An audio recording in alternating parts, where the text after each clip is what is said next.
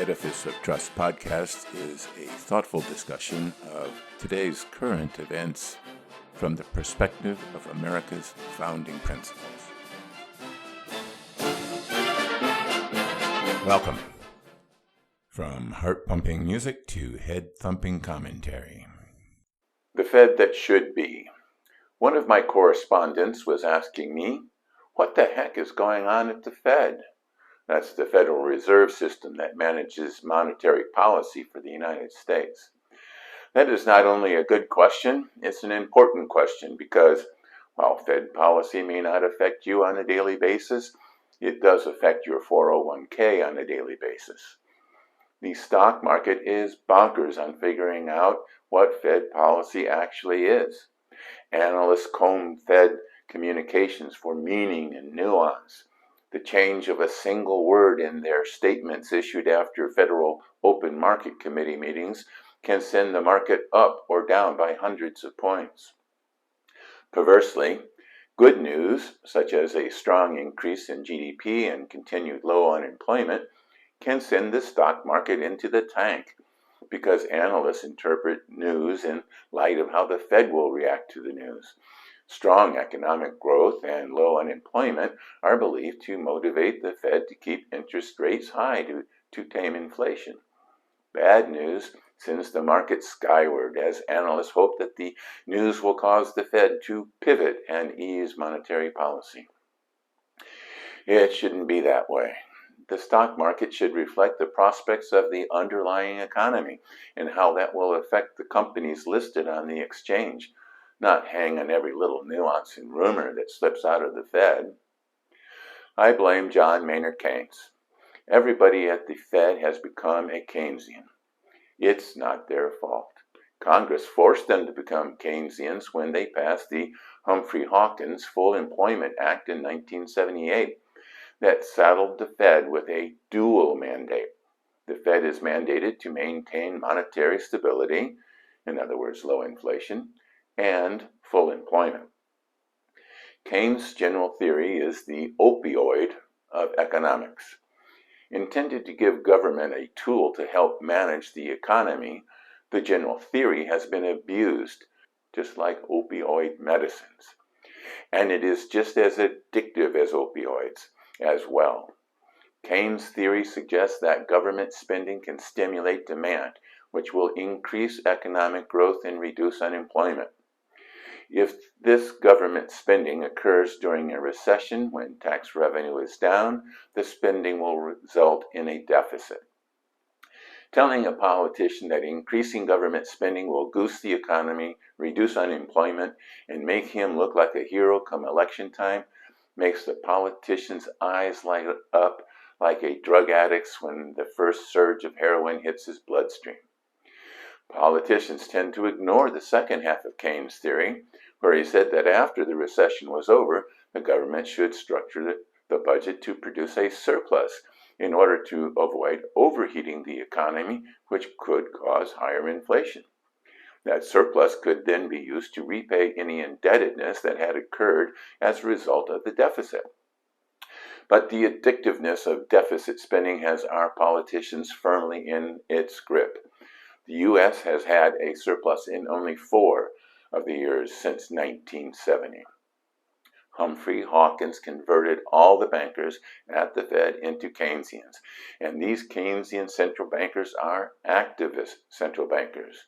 They believe the mantra that public intervention can increase consumer demand and spur economic growth.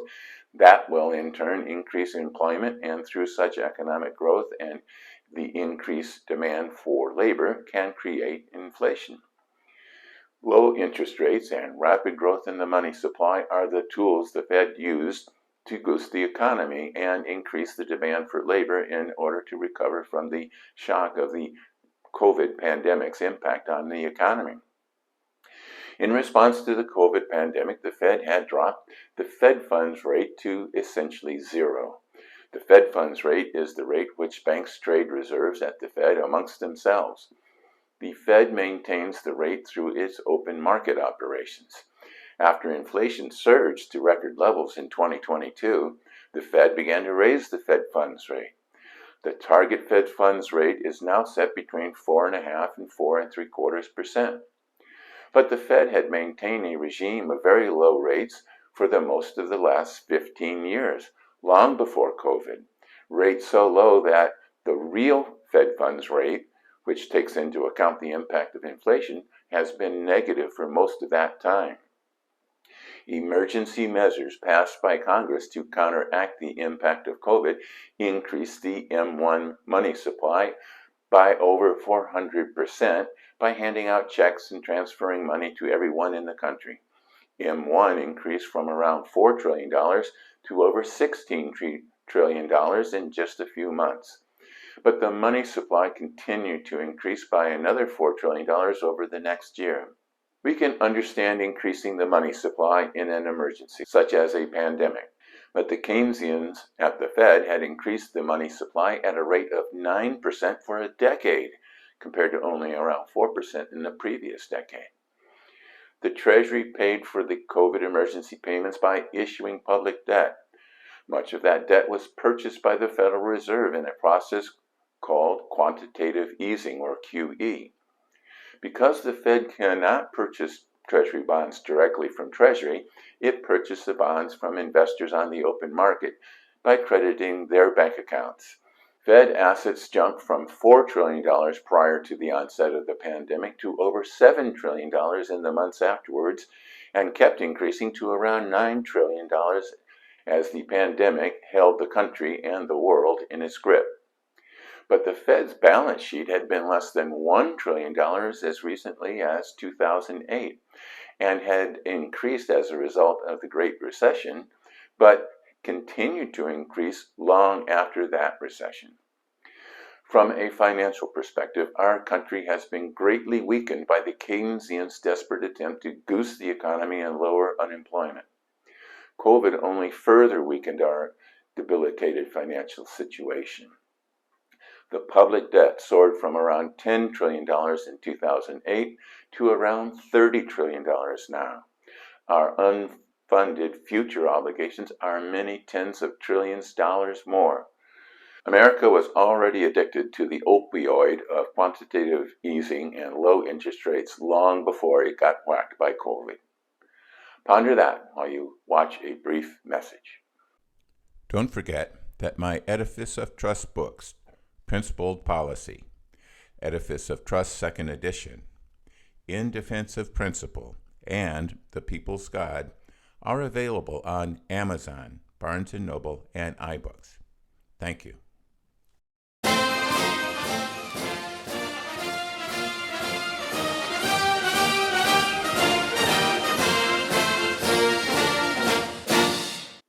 Welcome back. America is full of institutions and associations that are dedicated to the promotion of certain ideas or the interest of certain groups.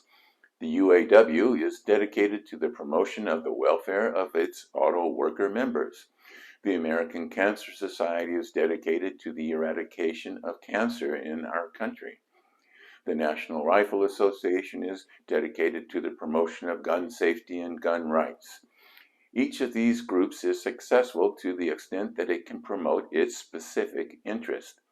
Their ability to achieve their goals is primarily based on their ability to focus on one specific goal where they have specific knowledge or abilities that the rest of the population lack.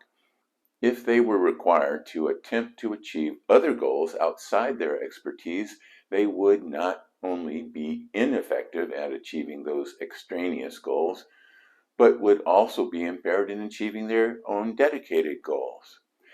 Central banks, like the Fed, are good at some things and not so good at other things outside their expertise. They are pretty good at controlling the money supply, controlling the level of interest rates, and protecting the integrity of the financial system. These are important functions that need to be done in any economic system. Central banks are not particularly good at goosing economic growth in the long term or lowering the unemployment rate. The Humphrey-Hawkins bill was a bad idea that tried to extend the Fed's responsibilities outside its areas of expertise and capabilities. Now the Biden administration wants to saddle the Fed with additional responsibilities that it has even less ability to effect. They want the Fed to require the financial system to enforce the environmental and social justice policies they support, even though the Fed has no experience or expertise in this area, in addition to its responsibilities of supporting the financial system, where they do have experience and expertise. This is madness. Milton Friedman had a different opinion on what central banks should do. The finance and banking courses I studied in college, before the passage of the Humphrey-Hawkins Act, assumed a very passive role for the Fed. The money supply should grow at a rate to accommodate the growth of the underlying economy, not at a faster rate in order to spur the economy. Friedman actually recommended that the Fed be replaced by a computer that would calculate all the economic data and adjust the money supply accordingly. The Fed would continue to be responsible for the interbank rate of interest and the stability of the financial system as the lender of last resort, tasks it is eminently qualified for and for which it was created.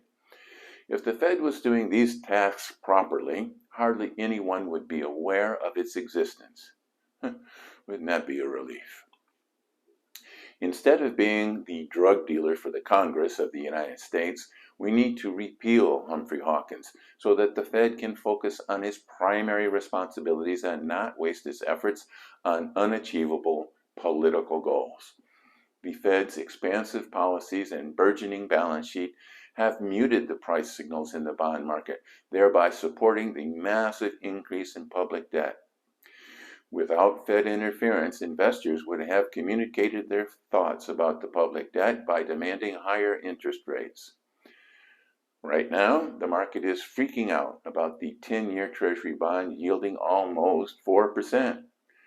But investors are still losing money because the current inflation is around 6.5%.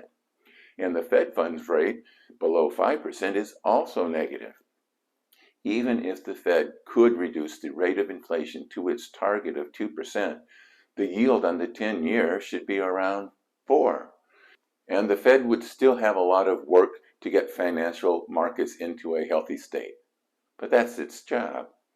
If the Fed was truly independent and did its job, then it would fall to the politicians at both ends of the National Mall to get the country's finances in order as well. Thanks for watching.